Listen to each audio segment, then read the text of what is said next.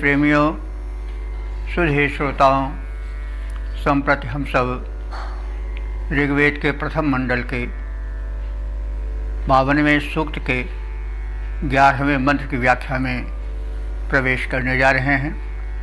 यह मंत्र जगती नामक छंद में निबद्ध है। मंत्र ऋषि हैं सव्य, आंगिरस और देवता हैं इंद्र। मंत्र का शीर्षक है इंद्र में वर्णनातीत शक्ति और समर्पित भाव से इंद्र का पूजन प्रसार हो। अब संबंधित मंत्र का पाठ हो जाए। ओम यदिन्मिन्द्र पृथिवी दश भुजिरहानि विश्वा ततन्नन्त कृष्टयः अत्राह ते मघवन् विश्रुतं सहो द्यामनु शवसा वर्हणा भुवत। शब्दार्थ जाने। इंद्र, हे इंद्र, सर्वश्रेष्ठ देव।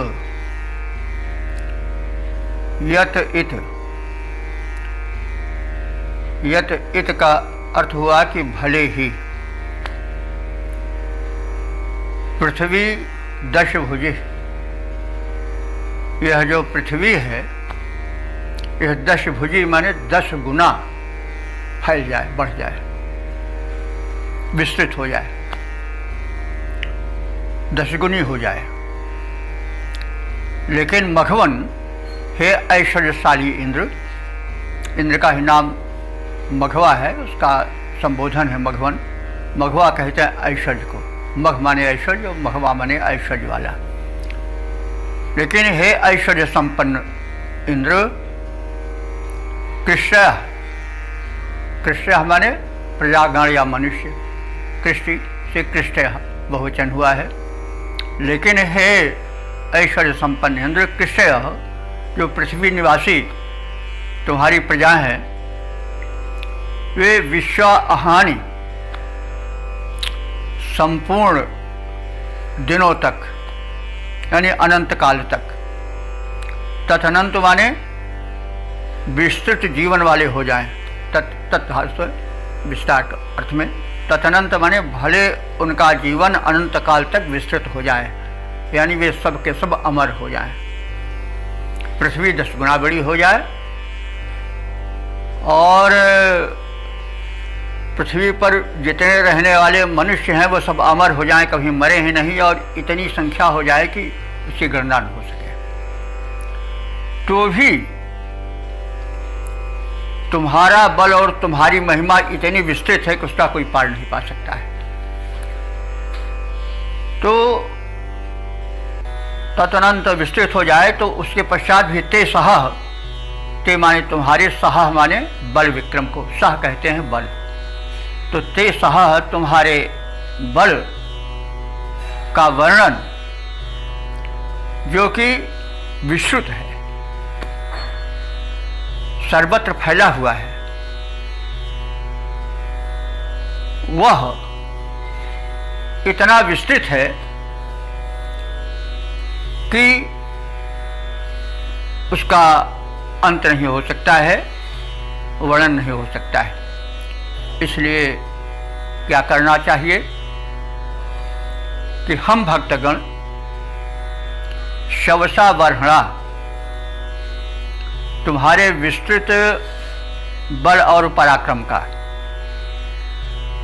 द्याम अनुभूत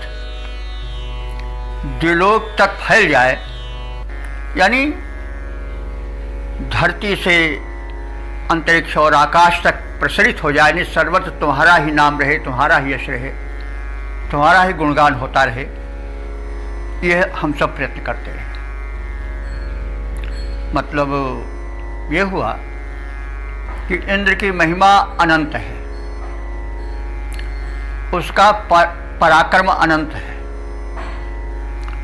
उसका ऐश्वर्य अनंत है, भले ही मनुष्य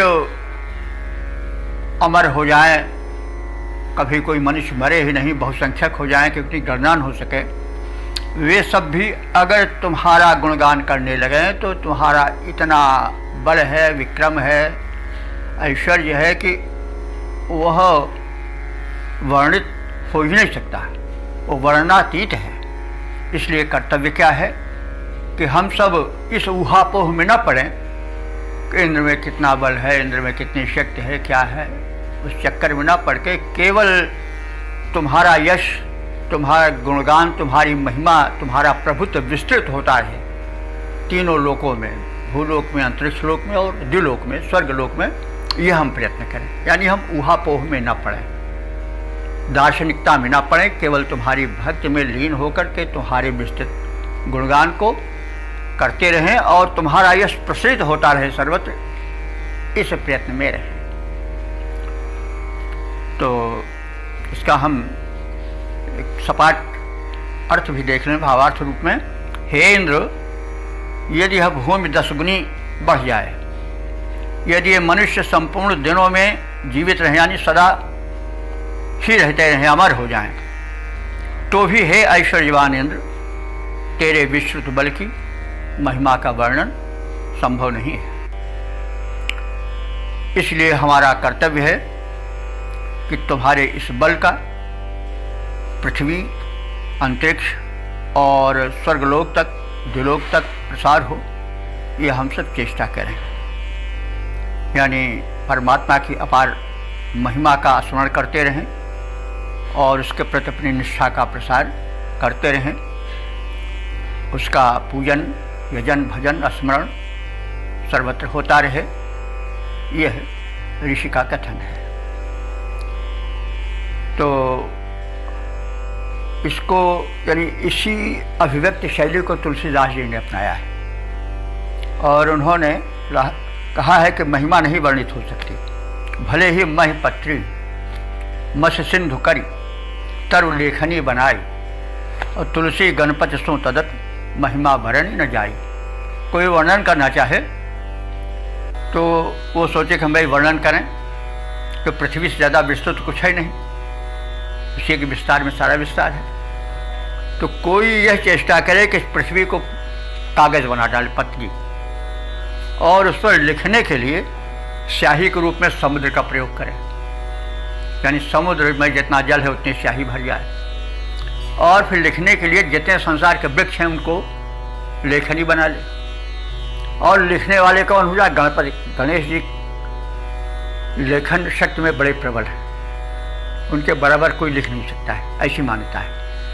और लिखने वाले कौन हो जाएं? गणेश जी हो जाएं। लेकिन फिर भी महिमा इतनी अपार है कि लेखन संभव नहीं है।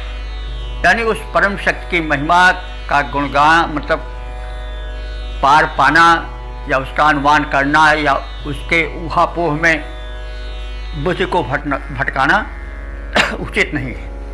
केवल उसके प्रति समर्पण भाव होना चाहिए और उस परम सत्ता के प्रति सभी विनत हों, सभी विश्वस्त हों, यह प्रयत्न होते रहना चाहिए।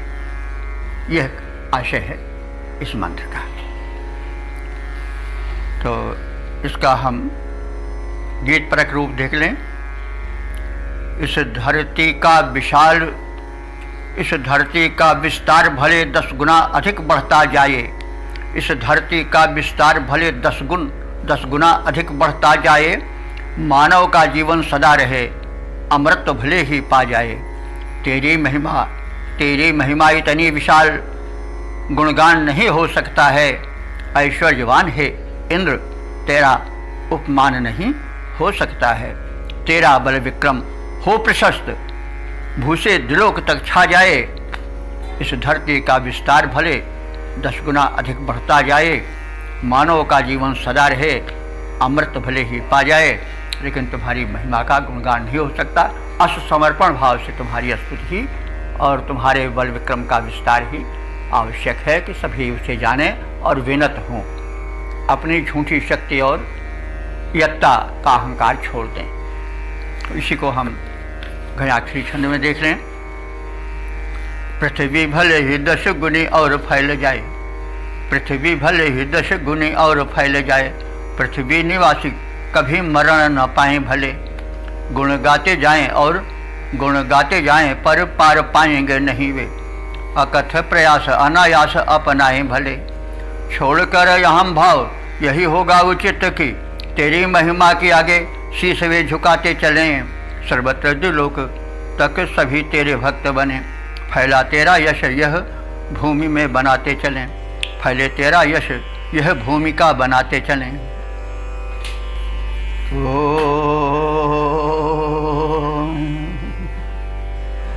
वेद प्रेमियों, सुधी श्रोताओं, संप्रति हम सब ऋग्वेद के प्रथम मंडल के 52वें सूक्त के 12वें मंत्र की व्याख्या में प्रवेश करने जा रहे हैं। यह मंत्र जगती नामक छंद में निबद्ध है।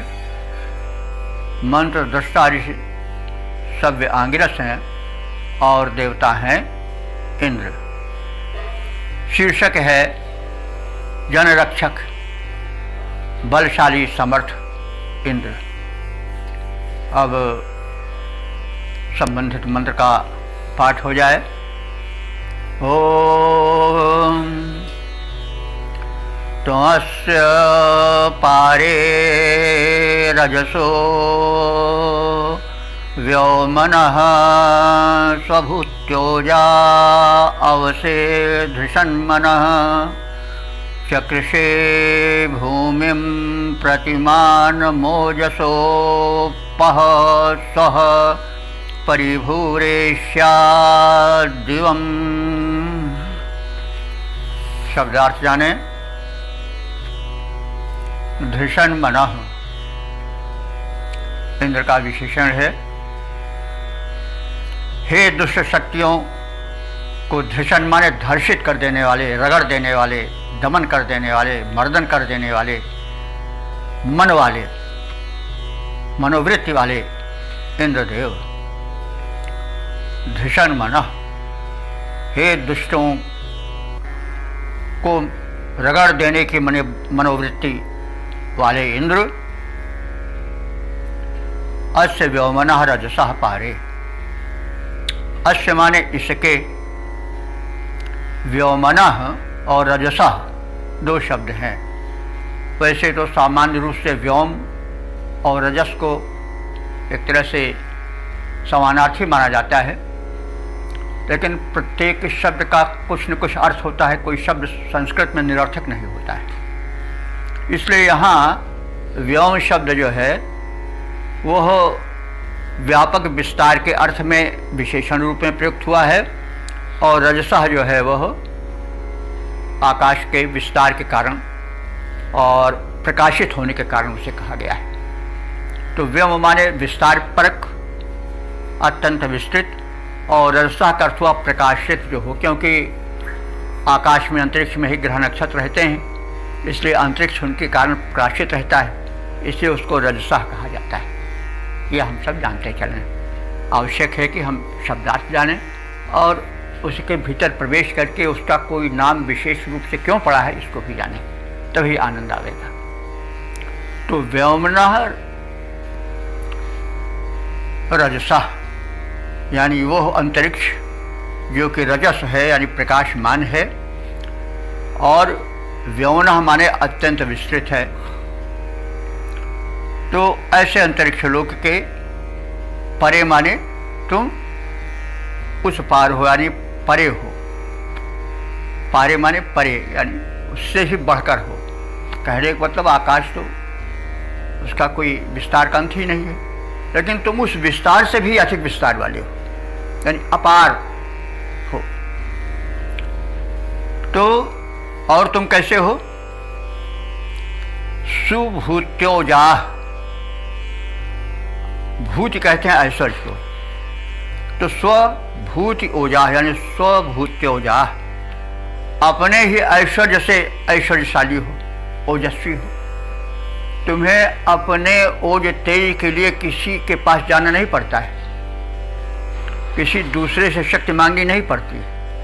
तुम स्वयं में समर्थ हो और पूर्ण समर्थ हो। तुमसे ही लोग बड़ा ऐश्वर्य पाते हैं, तुम्हें किसी से मांगने की आवश्यकता नहीं है। तो और तुम कैसे हो? ओजसः प्रतिमानम। ओजसः माने ओज तेज के, बल के, षष्ठी है।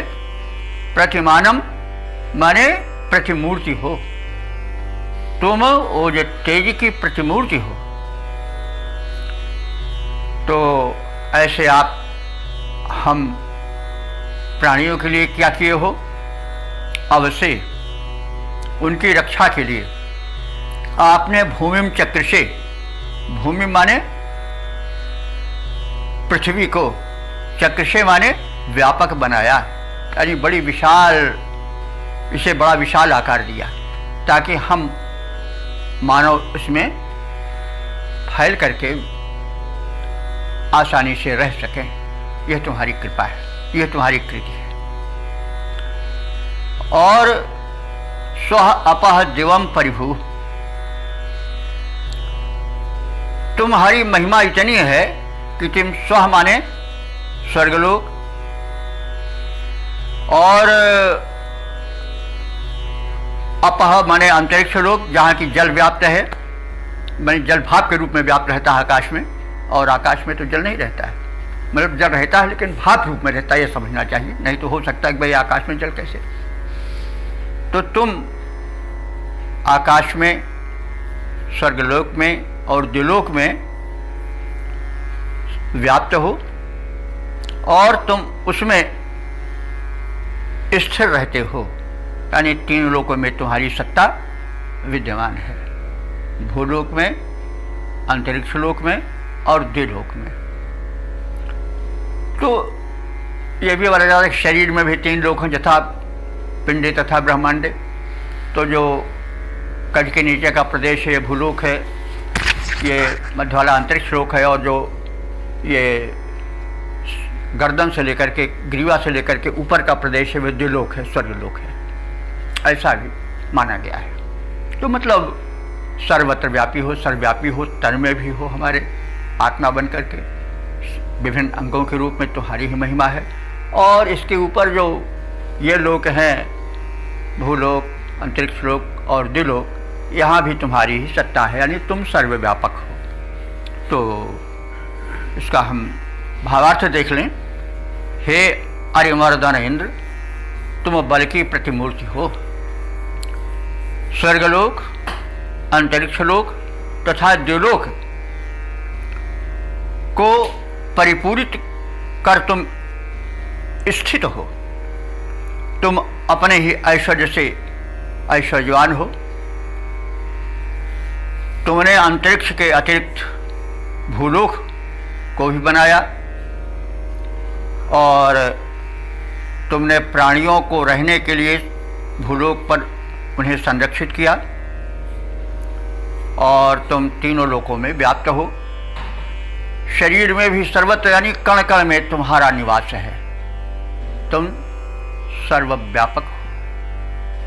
तो यह संदेश है कि उस इंद्र रूपी परमात्मा की अनंत महिमा का स्मरण करते हुए हम जीवन बितावें।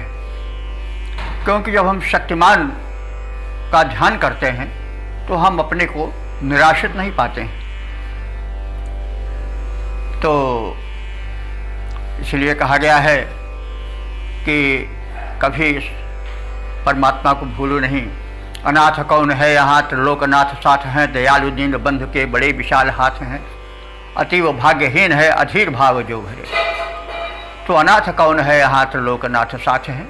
अपने को कभी अनाशित मत समझो, क्योंकि तुम्हारे साथ सभी नाथों के नाथ हैं। तो अनाथ कौन है यहाँ, त्रिलोकनाथ साथ हैं, दयालु दीन बंधु के बड़े विशाल हाथ हैं, अतीव भाग्यहीन है अधीर भाव जो भरे। तो यही है, वही मनुष्य है कि जो मनुष्य के लिए मरे। तो इस प्रकार से हमने इस मंत्र के शब्दार्थ और संक्षिप्त भावार्थ को जाना। अब घनाक्षरी छंद में इसका एक प्रारूप और देख लें। अरि के दमन कार्य इंद्र बल धारी तुम, अरि के दमन कार्य इंद्र बल धारी तुम, प्रतिमान बल के महान शक्तिमान हो। स्वर्ग अंतरिक्ष को दिलोक को बनाए तुम, तुम्ही बल बन कर वहाँ विद्यमान हो।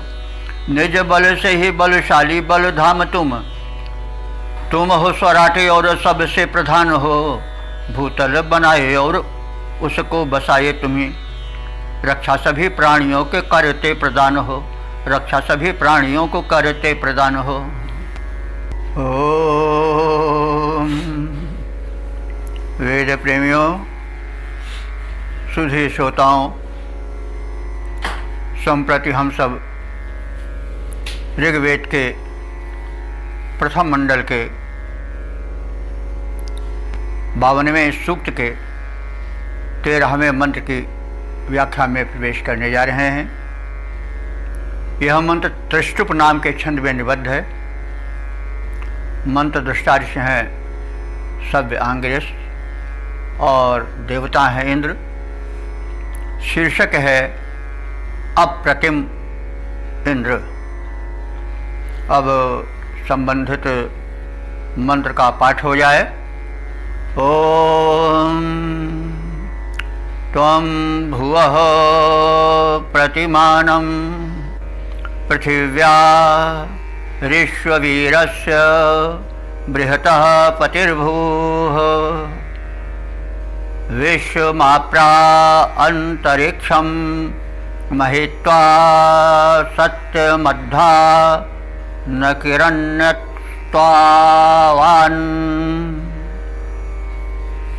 शब्दार्थ जाने। इंद्र, हे इंद्र, त्वं पृथिव्याः भुवः प्रतिमानम। त्वं माने तुम, पृथिव्याः भुवः, ये दो शब्द हैं जो कि सामान्यतः पर्यायवाची ही हैं, लेकिन यहाँ एक दूसरे के विशेषण बन करके आए हैं। भुवः का विशेषण पृथिव्या है।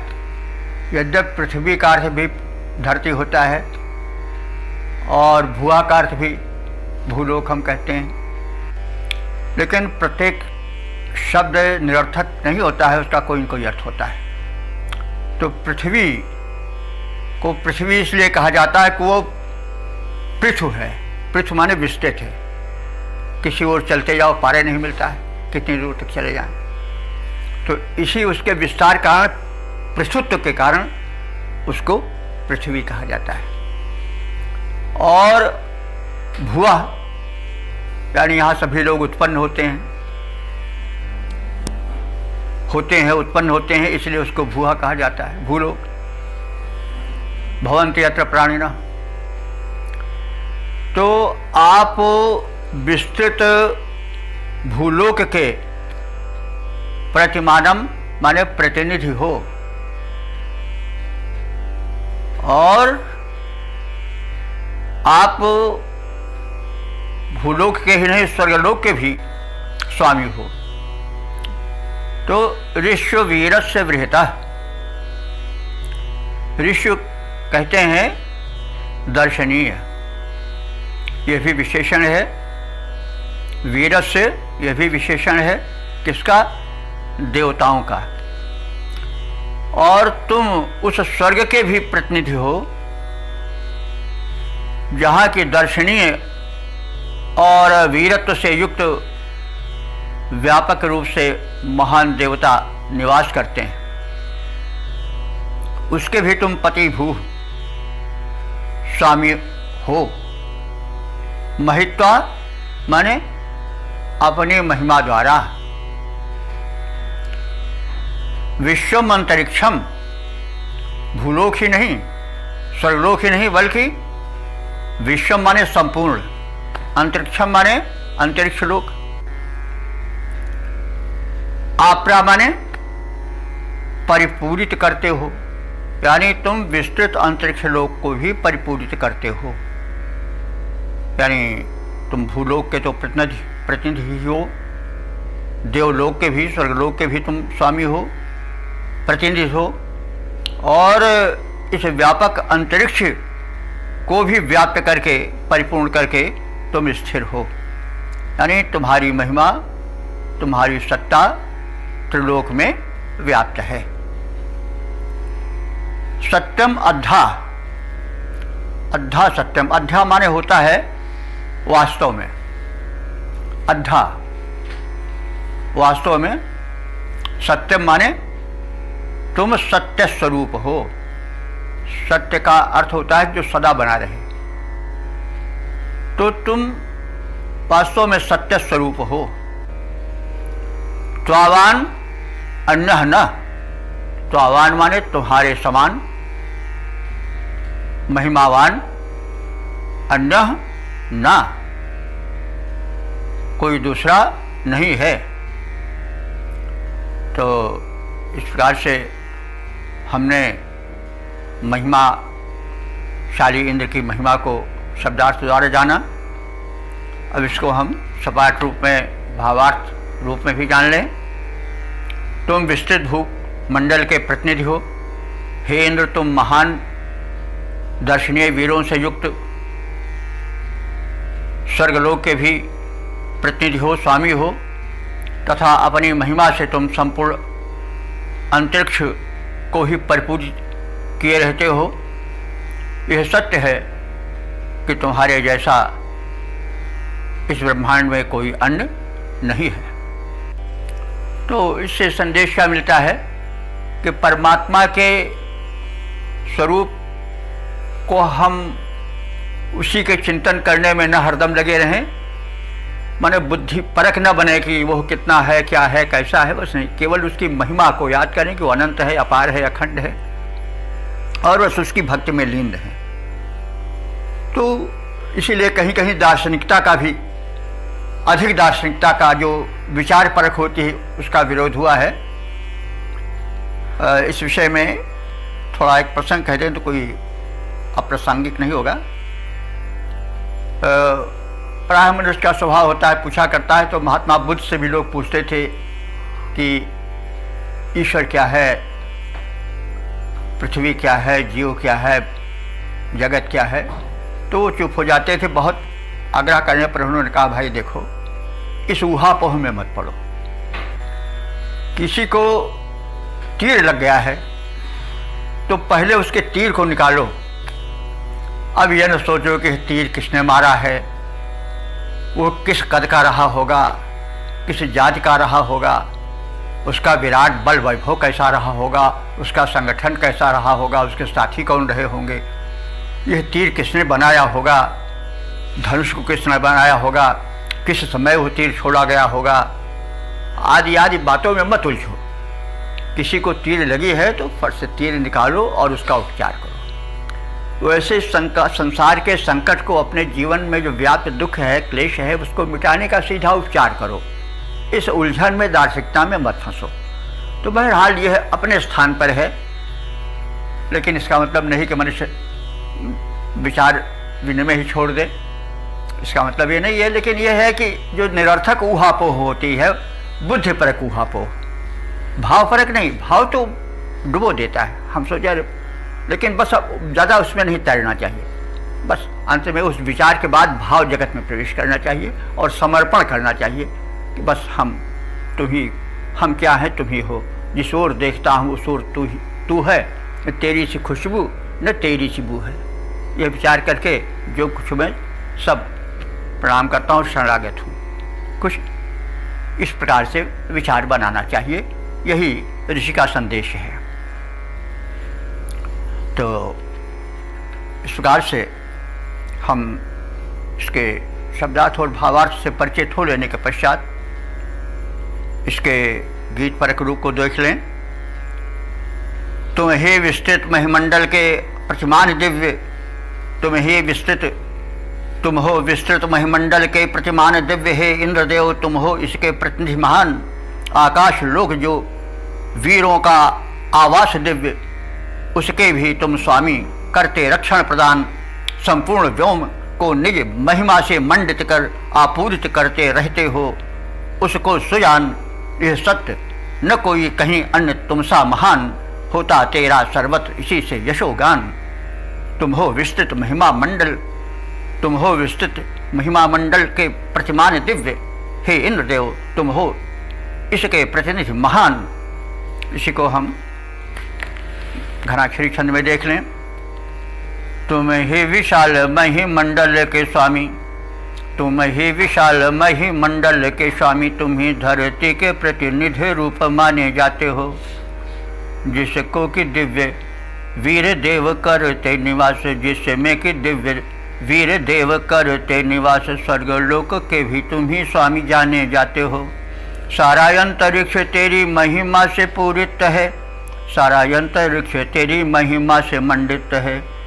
सत्ता सर्वोच्च तुम ही सृष्टि के कहाते हो, तेरी तुलना में कोई अन्य दृष्टि आता नहीं। स्वामी सारे लोगों के तुम ही तो जाने जाते हो। ओम। वेद प्रेमियों, सुधी श्रोताओं, संप्रति हम सब ऋग्वेद के प्रथम मंडल के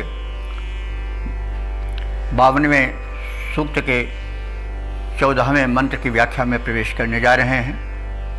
यह मंत्र जगती नामक छंद में निबद्ध है।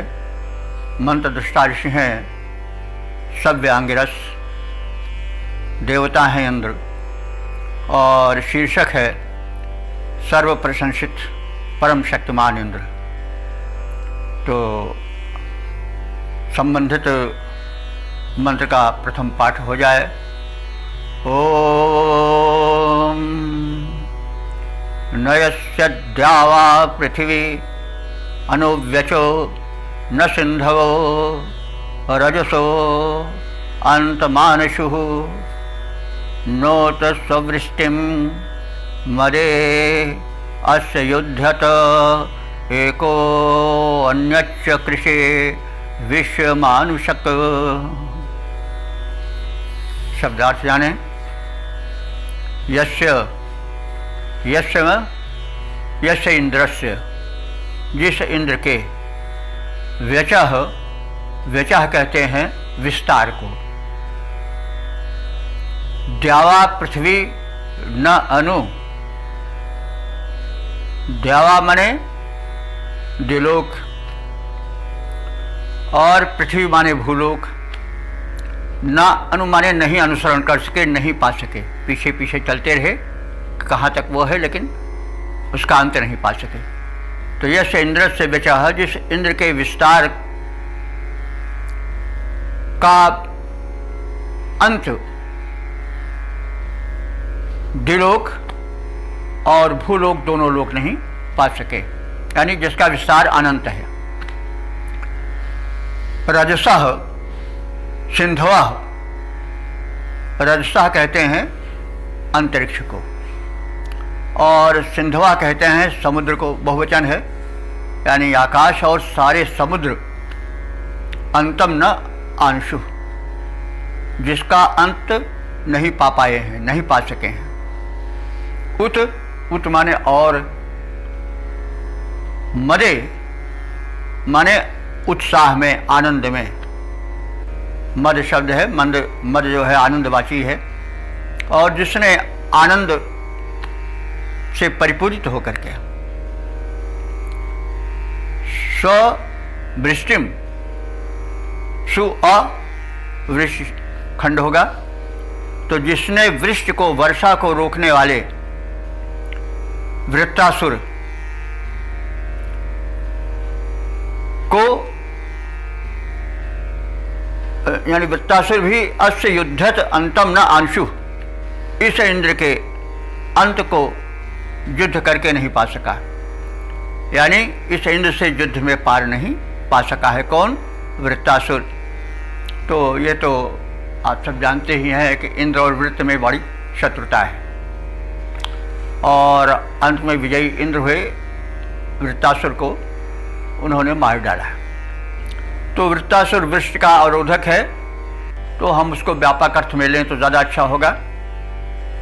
वर्षा केवल जल की ही नहीं होती है, कृपा की भी वर्षा होती है, धन धान्य की वर्षा होती है, समृद्धि की वर्षा होती है, रक्षा की वर्षा होती है, यानी जो व्यापक रूप से हो उसको हम वर्षा कह देते हैं कि भाई कृपा की वर्षा, कृपा की वृष्टि, इस तरह से भी कह देते हैं। तो जो वृत्तासुर है वो मोटे रूप से तो वर्षण का अवरोधक एक असुर है, लेकिन वो समस्त शुभ कर्मों में प्राणियों को प्रवेश करने से रोकता है। प्राय मनुष्य में भाव आता है, क्या करने से फ़ायदा, उससे क्या फ़ायदा, उससे क्या फ़ायदा, ये सब वृत्तासुर की ही महिमा है सूक्ष्म रूप से चारों ओर, जो आदमी को मतलब निराश करती है, सत्कर्म करने से दूर चलाती रहती है। तो उसमें जब जो परमात्मा है वो सूक्ष्म रूप से एक उत्साह बनता है, उसके विरोधी भावना को पैदा करता है, और मनुष्य में जब द्वंद्व होता है तो उस जो दुर्भावना है उसको वह अपने सद्भावना से पराजित कर देता है। तो इस भाव से हमें इसे देखना चाहिए कि जो इंद्र है वह आत्मावाची भी है। शुद्ध साहित्य में इंद्र को आत्मा भी कहा गया है, आत्मा एव इंद्र ऐसा भी कहा गया है, प्राण एव इंद्र ऐसा भी कहा गया है, और उसी से इंद्रिय भी, शब्द इंद्र से ही इंद्रिय भी बना है। तो जब प्राण रहता है तो इंद्रियाँ भी रहती हैं, प्राण चला गया इंद्रियाँ बेकार हो गई। तो ये इंद्र व्यापक रूप में ऋषियों द्वारा देखा गया है। तो कहने का यह तात्पर्य है कि यह इंद्र इतना सर्वव्यापी है, इतना महान है कि इसके महिमा के अंत ना तो भूलोक पा सका, ना द्युलोक पा सका, ना अंतरिक्ष लोक पा सका, न समुद्र पा सके, न नदियाँ पा सकें, और न कोई भी उसके पार जा पाया। वह वृत्तासुर का भी निहंता है, और वृत्तासुर भी उससे भरने की चेष्टा किया, कुवृत्तियाँ आईं, लेकिन उनको भी वो पछाड़ता गया, वृत्तासुर को भी वो मारता गया, और उससे उसका सामना वो भी नहीं कर पाया। मानी आसुरी शक्तियाँ भी उसके सामने न टिक पाईं, और न उनका सरदार जो सर्वोपरि वृत्तासुर है वही टिक पाया। तो ऐसे इंद्र ने क्या किया कि एकह माने अकेले ही, किसी से मदद नहीं लिया। तो क्या किया, विश्वम चक्रिशे, विश्वम माने संपूर्ण संसार को, चक्रिशे माने बनाया है। संपूर्ण संसार का जो सृष्टा है वह कौन है, इंद्र है, और उसने अकेले बनाया है। यह उसकी सामर्थ्य का द्योतक है, किसी की सहायता नहीं ली। तो इस प्रकार से इंद्र के सामर्थ्य का यहाँ पर उद्योतन किया गया है, जिसका स्मरण निरंतर भक्तों को और उपासकों को करते रहना चाहिए। इससे उनको आत्मिक बल मिलेगा, और अगर किसी में मिथ्या अहंकार है तो उसका शमन होगा। भाई हम क्या अभिमान करें। तो इसका हम सपाट अर्थ देख लें। जिस इंद्र के विस्तार को द्युलोक और भूलोक नहीं पा सके हैं, जिस इंद्र के विस्तार को द्युलोक और भूलोक नहीं पा सके हैं, आकाश और समुद्र भी, उनके विस्तार भी उसके विस्तार के आगे और उसकी गंभीरता के आगे फीके पड़ गए हैं, उसका पार नहीं पा सके हैं। और वही समर्थ शक्तिशाली इंद्र जो है, उसने वृष्टि और रोधक वृत्तासुर का विनाश किया। वो भी बहुत प्रयत्न किया, लेकिन उसके बल का, उसके युद्धोत्साह का अंत नहीं पा सका है। और वह इंद्र रूप परमात्मा इतना शक्तिशाली है, इतना समर्थ है कि उसने अकेले ही संपूर्ण सृष्टि को, संपूर्ण ब्रह्मांड को बनाया है। ऐसी उसकी महिमा है, इस रूप में उसका ध्यान होना चाहिए। तो इसका हम पद्य रूपांतरण देख लें। छंद घनाक्षरी है। पार न प्रसार का भूलोक व्योम लोक पाते, उसका प्रसार अंतहीन है अपार है। व्यापक है इतना कि व्योम पार पाए नहीं, इतना गंभीर हार जाता पारावार है। जल रोधी वृत्त भिन्न रण मध्य पाया पार, हुआ उस पर घोर वज्र का प्रहार है।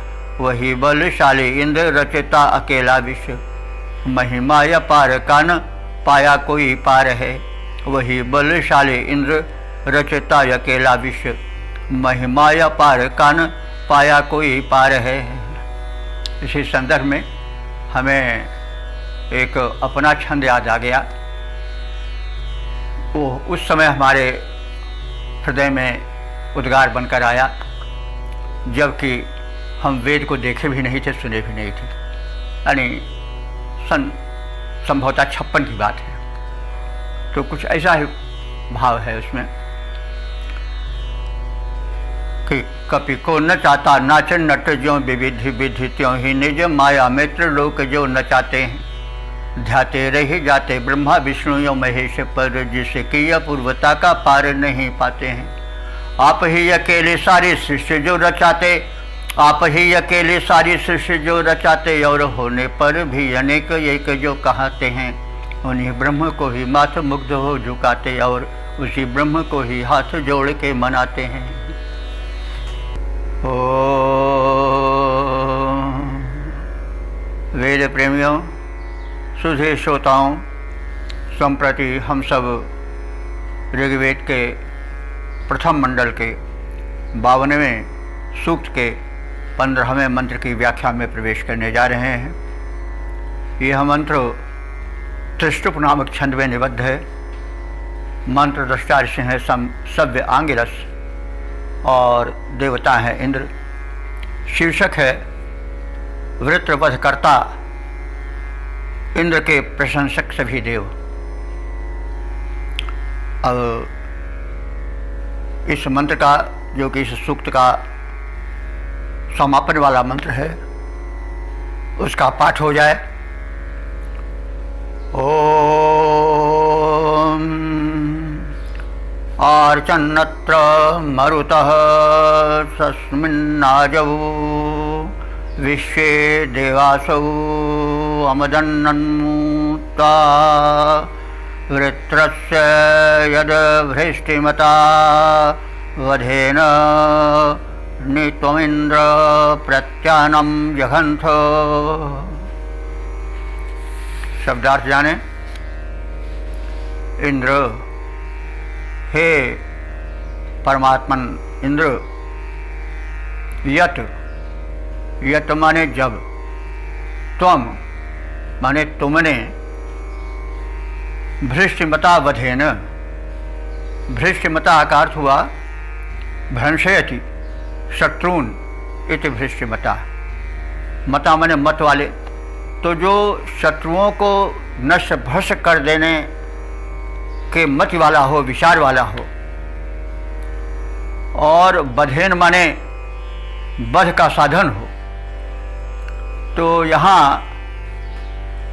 यह अर्थ है कि वज्र द्वारा जो शत्रुहंता इंद्र है, उस वज्र को, यानी भृष्टिमता शत्रु के संहार के लिए मत बनाने वाले इंद्र के असुरों के वध करने का जो साधन है, ऐसा वज्र,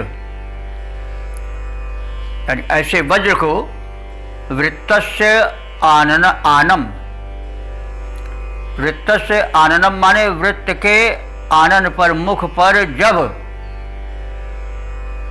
प्रतिजघंथ, प्रतिजघंथ माने प्रहार किया, तो ऐसे इंद्र ने जो कि दुष्टों के संहार की मनोवृत्ति बनाए रहते हैं और संहार के साधन अपने वज्र को जब उस वृत्तासुर के मुख पर प्रहार किया, प्रतिजघंथ, तो अत्र, अत्र माने यहाँ, यहाँ माने इस संग्राम में जो कि वृत्तासुर से संबंधित था, उसमें मरुतः, मरुतः माने मरुदगणों ने। मरुदगण जैसा हम सब जानते हैं कि इंद्र के प्रधान सेनापति हैं और प्रत्येक युद्ध में विशेष करके जब वृत्तासुर से युद्ध होता है तो सहायता करते हैं। अगर हम इसको बड़े खुले रूप में जानना चाहें तो यह कह सकते हैं कि जो मानसूनी हवा होती है वो मरुत के 49 मरुत होते हैं, उनका एक रूप है। तो जब संघर्ष बादलों से होता है, बादल आपस में टकराते हैं, वर्षा कभी होती कभी नहीं होती, तो बिजली कड़कती है, इंद्र के वध का प्रहार होता है, तो उस समय मरुतों का बड़ा योगदान होता है। पवन प्रवाहित होता है और उसी में तुमुल संघर्ष मचता है और वृष्टि होती है, और फिर जो वृक्ष और उर्वरक तत्व नष्ट होते हैं आदि आदि। हम चाहें तो इस भूमिका पर भी देख सकते हैं, क्योंकि कवि है ऋग्वेद एक काव्य भी है, ये भी ख्याल रखिए।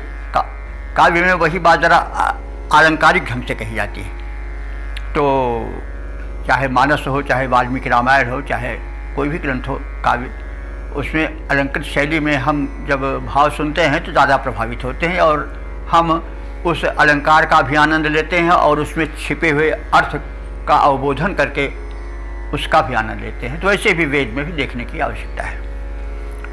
तो उस समय हे इंद्र, जब तुमने अपने वध के साधन उस शक्तिशाली वज्र को वृत्तासुर के मुख पर दे मारा, प्रहार किया, तो उस समय आपके इस पराक्रम को देख करके उस संग्राम में तुम्हारी सहायता मरुतों ने भी की और तुम्हें अर्चन माने बहुत प्रशंसा दी, तुम्हारी प्रशंसा किए। सस्मे नाजव और सभी युद्धों में विश्व देवाशा, तुम्हारे पराक्रम को देख करके संपूर्ण दिव्य शक्तियों ने भी, देवों ने भी त्वा माने तुमको, अमदन माने आनंदित किए। कैसे आनंदित किए? तुम्हारी प्रशंसा करके। जब प्रशंसा होती है तो आनंद होना स्वाभाविक होता है और करना भी चाहिए प्रशंसा, क्योंकि प्रशंसा करने से जो कर्म में संलग्न होता है उसको एक बल मिलता है। वो चाहे जिस कोटि का व्यक्ति हो, छोटे कोटि का हो, छोटे स्तर का हो तो भी प्रसन्नता होगी और बड़े स्तर का है तो भी प्रसन्नता होगी। तो उस समय जबकि तुमने अन्य युद्धों में भी दानवीय शक्तियों को पराजित किया, उन पर प्रहार किया, तो तुम्हारे उस कौशल को देख करके अन्य दिव्य शक्तियों ने भी तुम्हारी वाहवाही की, तुम्हारी प्रशंसा किया। तुम प्रशंसा के योग्य हो।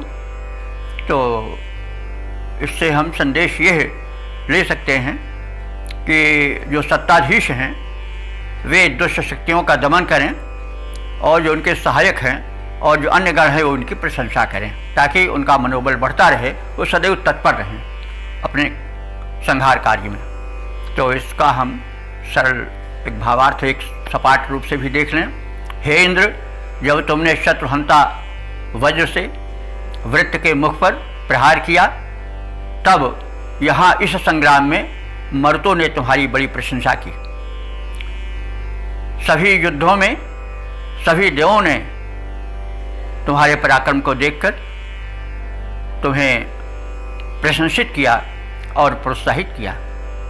तुम आनंदित हुए और प्रशंसा करने वाले दिव्य शक्ति देवगण भी आनंदित हुए। तो अब इसका हम गीत में रूपांतर देख लें। हे इंद्र, प्रशंसित बल तेरा, तुम में पौरुष अतिशय महान, तेरे रण कौशल का बल का सब करते रहते हैं बखान। जब वृत्तासुर से युद्ध ठना, तुमने निज वज्र संभाला था, करके प्रहार हुंकार भरा, मुख चूर मूर कर डाला था। मरुतों ने किया बखान, किया देवों ने प्रोत्साहन प्रदान। हे इंद्र, प्रशंसित बल तेरा, तुम में पौरुष अतिशय महान, तेरे रण कौशल का बल का सब करते रहते हैं बखान। इसी को घनाक्षरी छंद में देख लें। जलरोधी वृत्त पर तुमने प्रहार किया, तेरा वज्र शत्रुहंता बड़ा बलवान है। वृत्त मुख पर जब तुमने प्रहार किया, वृत्रबध हुआ वज्र बड़ा शक्तिमान है। जितने भी युद्ध हुए तेरा बल देख देख, सभी देवों ने किया तुम्हारा गुणगान है। प्रेरित सभी ने किया, प्रेरित सभी ने किया, वृत्त के संग्राम समय मरुतों का रहा बड़ा भारी योगदान है। मरुतों का रहा बड़ा भारी योगदान है। अब हम इस 52वें सूक्त का संक्षिप्त परिचय प्राप्त कर लें। ये प्रथम मंडल के 52वां सूक्त है, इसमें मंत्र 15 हैं और अब तक जो कुल मंत्र व्याख्यायित हो चुके हैं उनकी संख्या 629 है। इस 52वें सूक्त के मंत्र दृष्टा ऋषि हैं सव्यांगिरस, देवता इंद्र हैं। और इस 15 सूक्त परक, इस 15 मंत्र परक सूक्त में जो छंद हैं वे 2 प्रयुक्त हुए हैं, जगती और त्रिष्टुप। 13वें और 15वें मंत्र में त्रिष्टुप छंद का प्रयोग है और शेष में जगती छंद प्रयुक्त हुआ है। इसमें इंद्र का, इस सूक्त में इंद्र का व्यापक रूप दिखाया गया है। उसमें परब्रह्मत्व, ब्रह्मांड नायक की छवि देखी गई है।